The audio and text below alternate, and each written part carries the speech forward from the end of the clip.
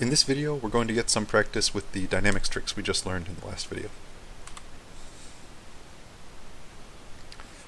I'd like you to pause your video and then try to draw the value of V out when the input on the top of this slide is applied to each of the circuits on the bottom. This is a really great practice exercise, so take the time to do it and maybe compare your answers with a friend before you keep watching. We'll go through the answers when you resume the video.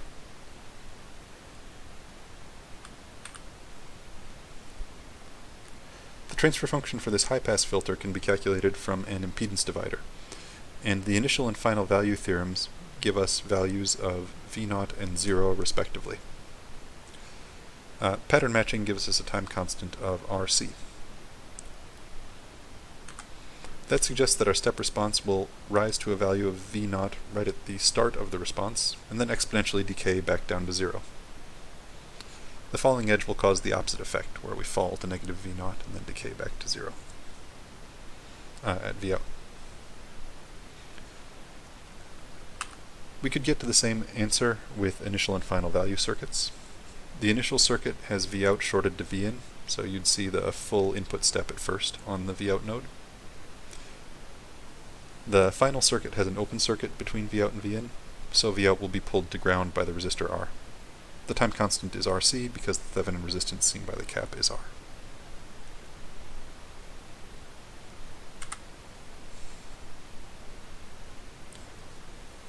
We'll take the opposite order of solutions for this resistor divider with capacitive feed-through because the transfer function is kind of involved, but the initial and final value circuits are quite easy to calculate.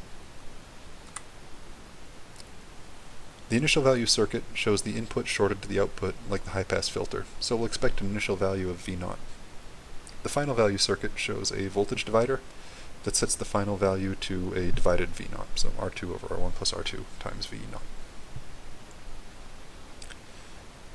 The Thevenin resistance seen from the cap is R1 in parallel with R2, so the time constant is R1 parallel R2 times C. This lets us draw the step response, which has a few interesting features. First, the waveform has high initial values after steps that decay down to smaller final values. This behavior is called capacitive feed-through.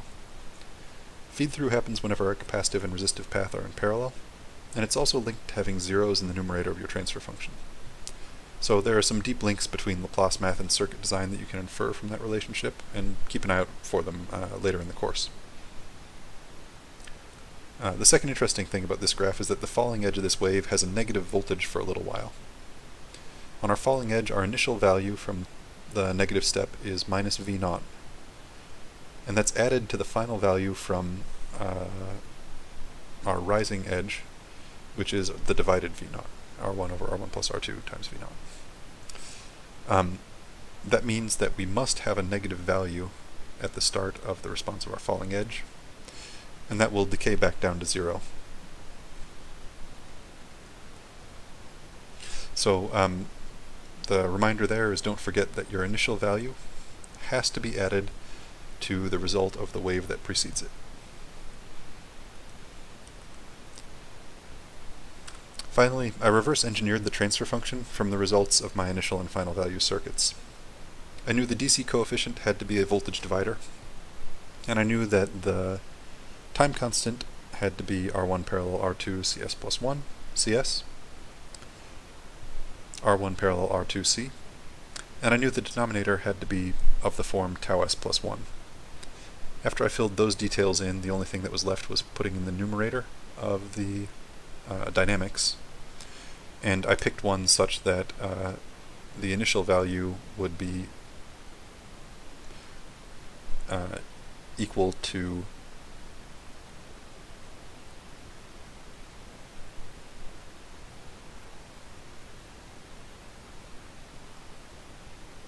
V0.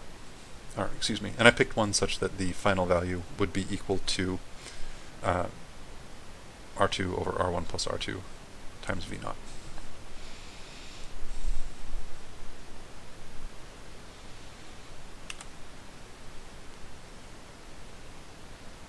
Finally, we're left with the capacitive divider, which is a strange duck.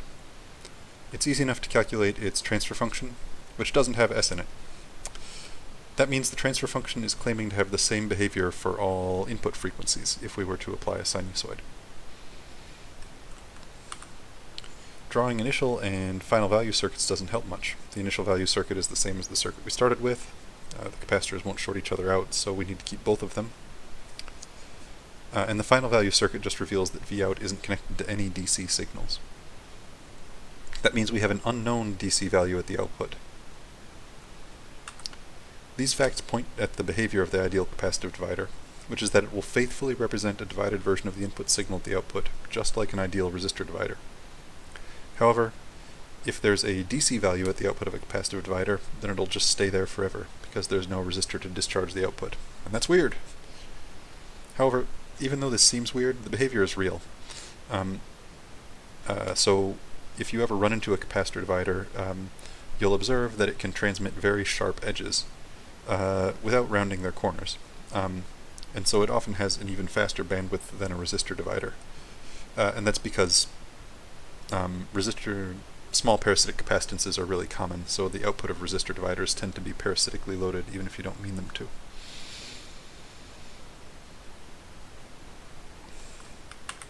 So, in summary, use initial and final value circuits to find step responses. It's fast and fun.